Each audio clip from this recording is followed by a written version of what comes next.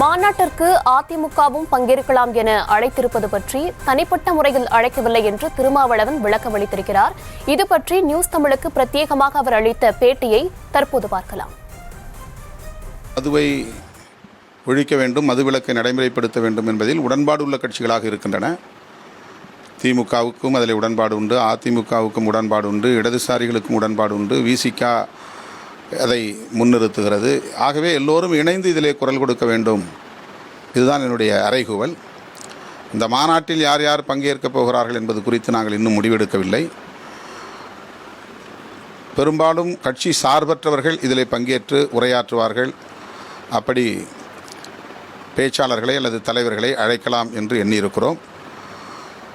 அனைத்து தரப்பினரும் அனைத்து கட்சியினரும் அகில இந்திய அளவிலே மதுவிலக்கை நடைமுறைப்படுத்துவதற்கு குரல் கொடுக்க வேண்டும் என்பதுதான் எங்கள் அறைகூவல்.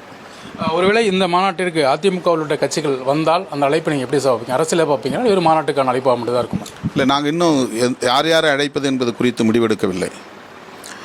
அரசியல் கட்சிகளை அழைக்க வேண்டும் என்பது குறித்தும் நாங்கள் கலந்தாய்வு செய்த பின்னர் தான் முடிவு செய்வோம். ஆனால் கட்சி சார்பற்ற சக்திகள், ஜனநாயக சக்திகள் இதில் பங்கேற்க வேண்டும் என்பதுதான் எங்களுடைய முதன்மை விருப்பம்.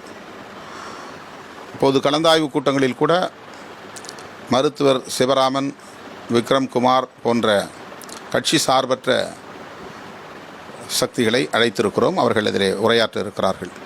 எனவே அக்டோபர் 2ஆம் தேதி நடைபெறவுள்ள மாநாட்டில் கட்சி தலைவர்கள் பங்கேற்பார்களா இல்லையா என்பதை விரைந்து நாங்கள் அறிவிப்போம். இந்த மாநாடு முழுக்க அரசியல் சார்ந்த மாநாடு தான் இருக்குமா, இல்லை ஒவ்வொரு தேர்தலுக்கு முன்னாடியும் ஒரு மாநாடு நடத்துவீங்க? அந்த மாதிரி இந்த மாநாடும் நடைபெறுது. இது முழுக்க அரசியல் சார்ந்த மாநாடு தான் இருக்குமா? அரசியல் நிலைப்பாடாக இதை பார்க்க தேவையில்லை என்பதை நான் ஏற்கனவே சொல்லியிருக்கிறேன். தேர்தல் அரசியல் அல்லது தேர்தல் கூட்டணி தொடர்பான நிலைப்பாடு என்பது முற்றிலும் வேறானது. மக்களுடைய பிரச்சனைகளுக்காக, மக்களுடைய உரிமைகளுக்காக போராடுவது என்பது முற்றிலும் வேறானது.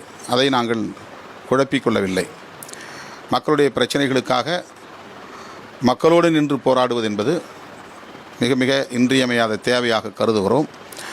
கள்ளக்குறிச்சியிலே பாதிக்கப்பட்ட மக்களை சந்தித்த போது அவர்கள் முன்மொழிந்த கோரிக்கை தான் அரசு மதுபான கடைகளை மூட வேண்டும் என்பது. அதைத்தான் இன்றைக்கு விடுதலை சிறுத்தைகள் கட்சி முன்னிறுத்துகிறது. அதன் அடிப்படையில் தான் இந்த மாநாட்டை ஒருங்கிணைக்கிறது. இதற்கும் தேர்தல் கூட்டணிக்கும் சம்பந்தமில்லை. லாஸ்ட் ஒன் சார், இந்த மாநாட்டிற்கு உங்கள் அழைப்பை ஏற்று அதிமுக பொதுச் செயலர் எடப்பாடி பழனிசாமி பங்கேற்றால் உங்களோட வரவேற்பு எப்படி இருக்கும் சார்? இல்லை, நாங்கள் அழைப்பதா வேண்டாமா என்று இன்னும் முடிவெடுக்கவில்லை.